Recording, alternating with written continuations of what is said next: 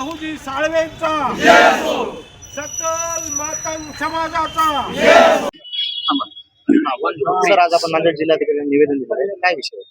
विषय असा आहे, सुप्रीम कोर्टाने 1 ऑगस्ट 2024 ला अनुसूचित जाती अंतर्गत उपवर्गीकरण करावं आणि त्या राज्याने निर्णय घ्यावे आणि तशा पद्धतीचा निर्णय देऊन राज्याने तातडीने हे लागू करावं, अशा पद्धतीचा निर्णय सुप्रीम कोर्टाने दिला।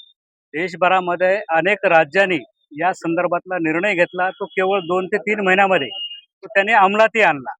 परंतु महाराष्ट्रामध्ये या सरकारने जवळपास वर्ष झालं दुसऱ्यांदा मुदतवाढ देण्याचा प्रयत्न या ठिकाणी शासनाने केला आणि म्हणून हे मुदतवाढ न देता आता काय झालं, मागे 3 महिन्याची मुदत दिली होती बदर समितीला, त्यानंतर 8 महिन्याची मुदत बदर समितीला वाढवून दिली होती। परत नव्यानं कालच्या तारखेमध्ये जवळपास 6 महिन्याची मुदत बदर समितीला वाढवून दिली। ही जी मुदत वाढवून दिलेली आहे ती आमच्या किंवा जे वंचित समाज आहे अनुसूचित अंतर्गत त्या सर्वांच्या दृष्टिकोनातून ही अन्यायकारक आहे।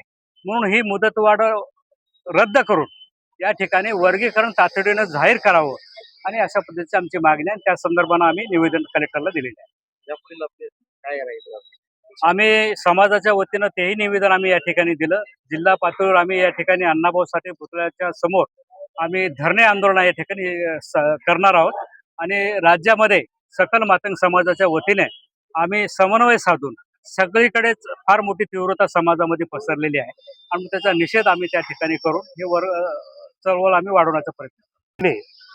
आरटीची निर्मिती व अनुसूचित जातीच्या आरक्षणाचं वर्गीकरण या 2 विषयासाठी महाराष्ट्रात आंदोलन झाली।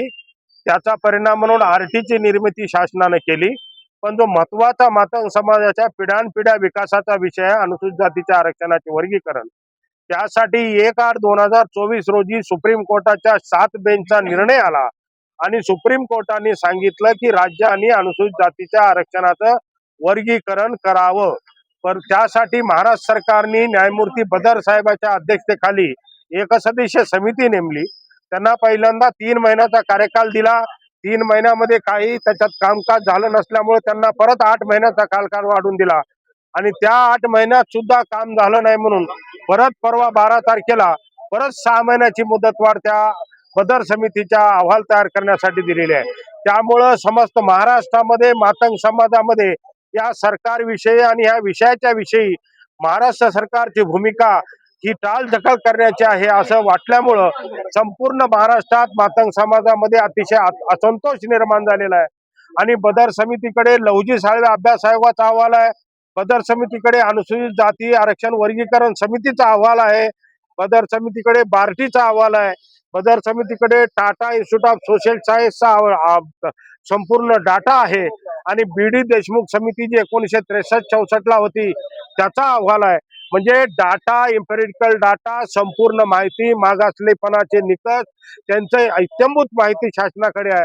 पण हे जाणीवपूर्वक टाळढकल होते काय अशा पद्धतीची शंका आमच्या समाजाच्या मनात आल्यामुळं या बदर समितीला दिलेली मुदत तात्काळ रद्द करावी आणि बदर समितीला निर्देश देऊन लवकरात लवकर अहवाल शासनात सादर करून घेऊन त्यावर वर्गीकरणाचा शासन निर्णय निर्गमित करावा, यासाठी आम्ही नांदेडमध्ये आज जिल्हाधिकारी साहेबांना निवेदन दिलेलं आहे।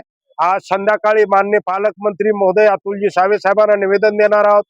त्यानंतर आम्ही 18 ते 19 तारखेपासून नांदेड येथे सकल मातंग समाजाच्या वतीनं डॉक्टर अण्णाभाऊ साठे यांच्या पुतळ्याजवळ बेमुदत धरणे आंदोलन, रोज कमीत कमी 1000 ते 1500 समाज बांधव तिथं धरणे धरायला बसतील आणि त्या ठिकाणी विषय निकाली निघेपर्यंत त्या ठिकाणी धरणे आंदोलन सकल मातंग समाजाचे होतील, अशा पद्धतीचं निवेदन देण्यासाठी आणि प्रशासनाला कळवण्यासाठी आमच्या भावना आम्ही आलेलो आहोत। सकल मातंग समाजाचे आमदार सदनामध्ये आहेत, त्याविषयी ते आवाज उचलत नाही।